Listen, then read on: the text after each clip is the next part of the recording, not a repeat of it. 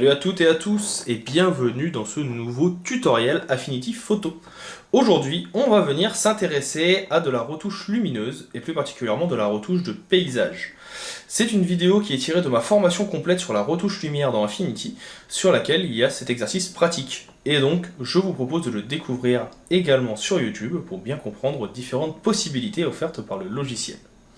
Si jamais vous avez des questions, des remarques, des choses que vous ne comprenez pas, n'hésitez pas à m'en faire part dans les commentaires juste en dessous, ça sera avec plaisir que je viendrai vous aider.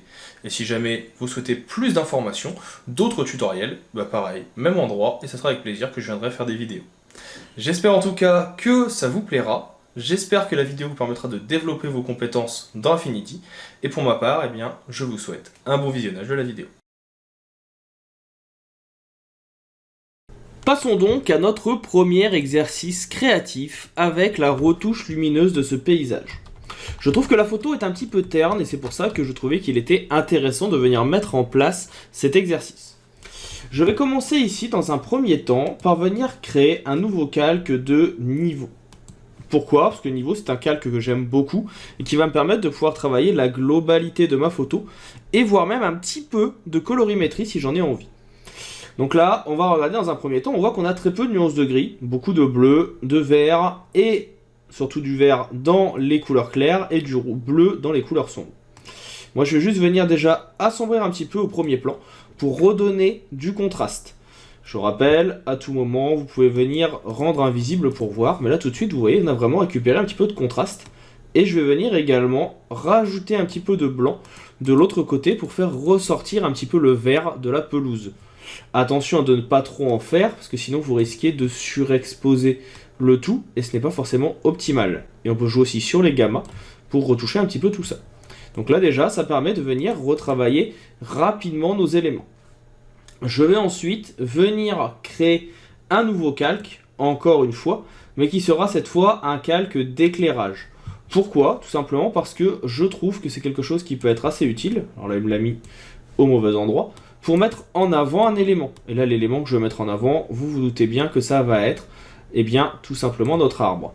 Je ne vais pas me mettre en mode point, je vais me mettre ici comme ceci en directionnel, ou le deuxième type de point si vous préférez. Et on va venir juste augmenter la luminosité, enlever un petit peu la brillance et jouer sur le spéculaire. Quant à l'ambiance, je vais l'éclaircir un petit peu. L'idée ici n'étant pas, je veux dire, de venir rendre sombre un petit peu ce qui est sur les côtés, mais bien que la photo reste lumineuse. Donc là, on joue un petit peu sur ça, ça permet vraiment de venir donner un petit effet de lumière derrière notre élément. Je vais également jouer sur l'opacité pour le descendre un petit peu. L'idée, c'est vraiment d'avoir quelque chose, vous voyez, qui donne une ambiance qui fait ressortir notre sujet principal sans venir gâcher ce qu'il y a autour. Je vais également venir mettre un calque ici, cette fois, non pas d'exposition, alors voilà, je ne le retrouve pas, luminosité contraste, qui est ici, pour encore une fois faire ressortir un petit peu les contrastes devant, pour donner un effet peut-être un petit peu plus fin de journée, et augmenter légèrement la luminosité. Vous voyez, c'est très léger, mais ça crée vraiment du contraste, et bien sûr, vous pouvez voir les niveaux, l'éclairage, et la luminosité qui change vraiment l'ambiance globale de la photo en quelques instants. Je vais faire un CTRL G pour grouper tout ça. Et je vais renommer ici mon groupe filtre. On va venir ensuite créer un nouveau calque que l'on va mettre en mode lumière tamisée.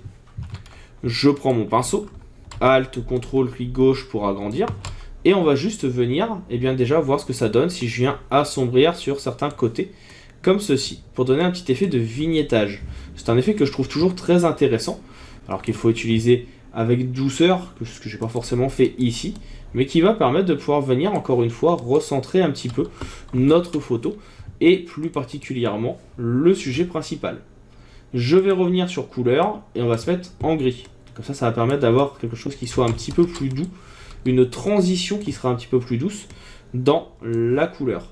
Alors on peut aussi également bien sûr venir se mettre vraiment que sur de la nuance de gris pour pouvoir vraiment fusionner le tout. Et il faut y aller encore une fois en douceur pour que ça soit plutôt pas mal. Et à l'inverse, on va venir mettre du blanc, encore une fois, pour faire ressortir notre sujet. Je vais ici venir me mettre avec celui-ci. Et ça peut être l'occasion juste de venir mettre quelques petites touches de lumière à droite à gauche. Donc là, vous voyez, tout de suite, on a vraiment quelque chose qui était relativement plat. Et avec nos quelques éléments, fait ressortir le sujet principal. Et encore ici, une fois, la modification qui va permettre de modifier les contrastes. C'est quelque chose d'assez léger, mais personnellement, je trouve ça plutôt sympa. Et je vais terminer avec, non pas un effet, mais encore une fois avec un niveau. Mais cette fois, sur les couleurs, on va juste venir modifier un petit peu. Vous voyez ici le bleu pour faire ressortir le vert. Modifier un petit peu ici également pour faire ressortir le bleu du ciel, qu'il soit un petit peu plus visible. On sort un petit peu de la luminosité, mais ça permettra d'avoir des couleurs un petit peu plus visuelles. On va faire la même chose avec le vert, où on va venir assombrir un petit peu notre vert, pour lui donner une teinte un petit peu plus jaune, et modifier un petit peu le blanc, pour avoir ici, vous voyez, quelque chose qui soit justement légèrement plus vert également. Et donc, ça permet vraiment de rehausser quelques couleurs, quelques contrastes de notre photo. Si jamais ça ne vous plaît pas, vous pouvez encore une fois, si besoin, modifier des éléments. Par exemple ici l'éclairage, peut-être que vous le trouvez trop fort. N'oubliez pas que vous avez un masque de calque sur votre éclairage, et donc que si vous venez prendre votre pinceau avec du noir par exemple, vous pouvez venir effacer l'effet.